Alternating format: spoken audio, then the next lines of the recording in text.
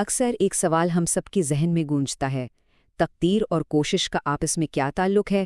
چلیں آج کی اس گفتگو میں ہم اسی گتھی کو سلجھانے کی کوشش کرتے ہیں۔ اور وہ سوال یہ ہے کہ اگر سب کچھ پہلے سے ہی لکھا جا چکا ہے تو پھر یہ دعا اور کوشش کرنے کا کیا مطلب؟ آخر اتنی محنت کیوں کی جائے؟ ٹھیک ہے، تو اس سوال کا جواب جاننے کے لیے سب سے پہلے یہ سمجھنا ضروری ہے کہ تقدیر اصل میں ہے کیا۔ زیادہ تر لوگ یہ سوچتے ہیں کہ تقدیر بس ایک فائنل رزلٹ ہے جو پہلے سے لکھ دیا گیا ہے، لیکن حقیقت میں یہ صرف منزل کا نام نہیں ہے، بلکہ یہ ایک پورا سسٹم ہے، ایک ایسا نظام جس میں وجہ اور نتیجہ دونوں شامل ہیں۔ یوں سمجھ لیں کہ یہ صرف اینڈ پوائنٹ نہیں، بلکہ اس اینڈ پوائنٹ تک پہنچنے کا پورا سفر ہے، جس میں ہمارے ایکشنز بھی شامل ہیں۔ تو دیکھیں، یہاں سب سے اہم بات یہ ہے کہ ہماری دعا اور ہماری کوشش تقدیر سے الگ نہیں ہے۔ نہیں، یہ تو خود اس پورے پلان کا حصہ ہیں۔ اللہ نے یہ لکھا ہے کہ ایک شخص دعا کرے گا، اور پھر یہ بھی لکھا ہے کہ اس دعا کے نتیجے میں کیا تبدیلی آئے گی۔ تو یہ پورا پروسیس، ایکشن اور اس کا آؤٹ کم، یہ سب مل کر تقدیر بنتا ہے۔ اور تقدیر کے سسٹم کے اندر ہمارے پاس دو اہم چیزیں ہیں۔ آپ کہہ سکتے ہیں کہ یہ عمل کے دو پلرز ہیں۔ ایک ہے دعا، جو ایک روحانی عبادت ہے، اور دوسرا ہے کوشش، جو ہماری دنیاوی ذمہ داری ہے۔ چلیں پہلے دعا کی بات کرتے ہیں، کیونکہ دعا صرف کچھ مانگنے کا نام نہیں ہے، یہ اس سے کہیں بڑھ کر ہے۔ سب سے پہلی بات تو یہ سمجھ لیں کہ دعا کرنا یہ خود ایک عبادت ہے۔ نتیجہ کیا ہوگا وہ بات کی بات ہے، لیکن صرف اللہ کے سامنے ہاتھ پھیلا دینا، یہ ایکٹ خود میں ایک اجر والا کام ہے۔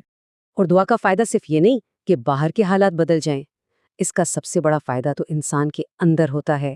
دعا انسان کو اللہ کے قریب لے آتی ہے، دل نرم ہو جاتا ہے، اور توکل یعنی اللہ پر بھروسہ مضبوط ہوتا ہے۔ یہ تو پوری اندرونی دنیا کو بدل کر رکھ دیتی ہے۔ اب آتے ہیں دوسرے پلر کی طرف، یعنی کوشش، اور یہ بھی اتنی ہی ضروری ہے۔ یہاں ایک بہت بڑی غلط فہمی ہے جسے دور کرنا لازمی ہے۔ اسلام یہ ہرگز نہیں سکھاتا کہ بس ہاتھ پر ہاتھ رکھ کر بیٹھ جاؤ اور کہو یہ تو تقدیر ہے۔ بالکل نہیں۔ تقدیر کو بے عملی کا بہانہ نہیں بنایا جا سکتا۔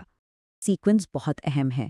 پہلے انسان کو اپنی پوری کوشش کرنی ہے، پوری محنت کرنی ہے، اور پھر اس کے بعد نتیجے کے لیے اللہ پر بھروسہ کرنا ہے۔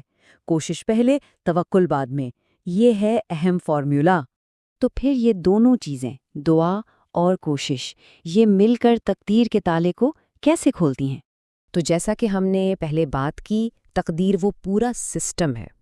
اور دعا کیا ہے؟ دعا اس سسٹم کے اندر تبدیلی کا ایک ذریعہ ہے، ایک بہت پاورفل ٹول ہے۔ اور کوشش اس تبدیلی کی چابی ہے۔ سوچ لیں، تقدیر ایک دروازہ ہے تو کوشش وہ چابی ہے جو اس دروازے کو کھولتی ہے۔ تو دیکھیں، دو راستے ہیں، دو نتیجے ہیں۔ جب انسان دعا بھی کرتا ہے اور کوشش بھی، تو اللہ اس کے لیے نئے راستے اور نئے مواقع کھول دیتا ہے۔ لیکن جب دعا اور کوشش چھوڑ دی جاتی ہے تو انسان ایک طرح سے اپنے ہی مواقع خود بند کر دیتا ہے۔ چلیے اب ایک آخری بہت گہری سوچ پر غور کرتے ہیں جو سب کچھ جوڑ دیتی ہے۔ یہ بات بہت گہری ہے کہ اگر کسی کو دعا مانگنے کی توفیق ہو رہی ہے، یعنی اس کے دل میں دعا کا خیال آ رہا ہے، تو یہ خود اس بات کی نشانی ہے کہ اللہ اس کے لیے کچھ بہتر چاہتا ہے۔ یہ امید کی ایک بہت بڑی نشانی ہے۔ تو اس ساری گفتگو کا خلاصہ کیا ہے؟ آگے کا راستہ کیا ہے؟ بہت سادہ، دعا کرنا کبھی نہ چھوڑیں اور کوشش کرنا کبھی نہ چھوڑیں، کیونکہ یہی وہ راستہ ہے جو تقدیر کے بند دروازوں کو کھولتا ہے۔ تو پھر اپنی تقدیر کے دروازے کھولنے کی چابی تو ہر انسان کے اپنے ہاتھ میں ہے۔ سوال صرف یہ ہے کہ کیا ہم اس چابی کو استعمال کرنے کے لیے تیار ہیں؟